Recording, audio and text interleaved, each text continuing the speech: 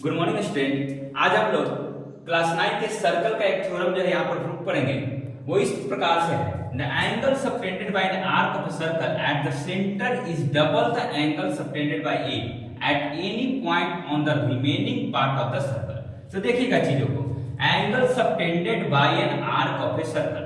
अगर हम मान लेते हैं कि एक सर्कल है जिसको हम लोग COR मान रहे हैं, सर्कल है जिसका सेंटर O है और रेडियस R है, ठीक है।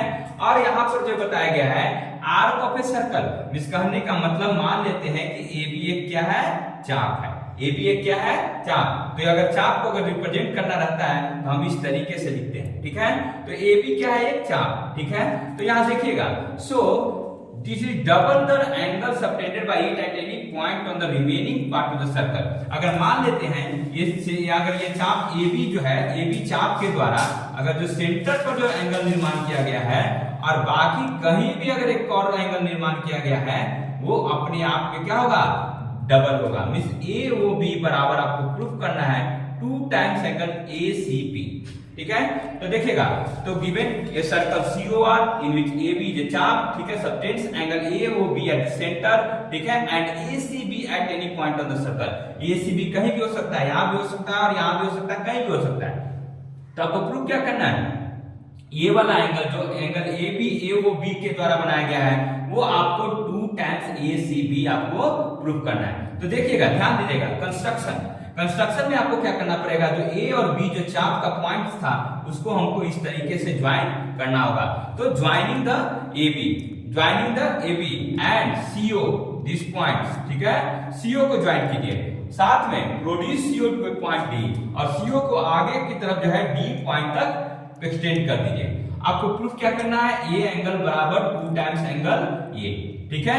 तो देखिएगा AOD ये जो चाप है इसको आप क्या लिख सकते हैं, angle OAC plus angle OCA। क्यों लिखा जा सकता है, जैसा कि आपको मालूम है, अगर मान लेते हैं कि कोई ट्रायंगल है, ठीक है, उसके द्वारा अगर किसी साइड को अगर एक्सटेंड कर दिया जाता है तो वो जो एक्सटर्नल एंगल होता है वो इंटीरियर एंगल्स के सम के बराबर होता है, ठीक है। उसी तरीके से यहाँ पर देखिएगा, इस तरीके का स्थिति है, ठीक है, इस तरीके का कुछ स्थिति यहाँ पर आपको दिखाई दे रहा है, ठीक है, इस तरीके का कुछ स्थिति आपको यहाँ पर दिखाई दे रहा है। तो जब इस एंगल की बात होगी तो ये एंगल प्लस ये एंगल का इसका क्या होगा, सम, ठीक है। तो उसी तरीके से एंगल AOD बराबर क्या हो जाएगा, angle OAC plus angle OCA।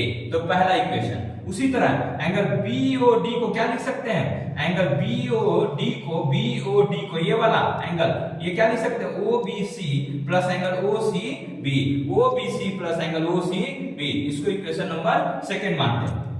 अब देखिएगा, जैसा कि आप जानते हैं कि मान लेते हैं कि अगर कोई साइड्स अगर बराबर होते हैं तो इसको हमको कौन सा ट्रायंगल बोलते हैं, आइसोसेलेस ट्रायंगल। और जब ये साइड्स बराबर होते हैं इसके अपोजिट एंगल्स भी अपने आप में क्या होते हैं, बराबर। तो ऐसा ही यहाँ पे कुछ परिस्थिति है। क्यों है ऐसा, OC और OB, OA और OB ये अपने आप में देखिएगा कि ये रेडियस को रिप्रेजेंट कर रहा है, ठीक है।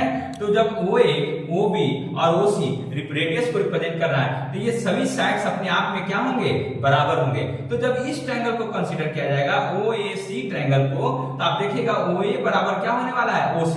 और जब OA बराबर OC होगा तो ये एंगल बराबर क्या होगा, ये वाला एंगल। उसी तरह ये वाला एंगल बराबर क्या होगा, ये वाला एंगल। तो यहाँ पर वही लिखा जा रहा है, OAC बराबर एंगल OCA एंड OBC बराबर एंगल OCB।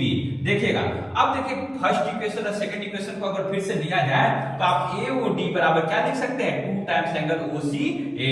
उसी तरह एंगल BOD बराबर 2 टाइम्स एंगल OCB।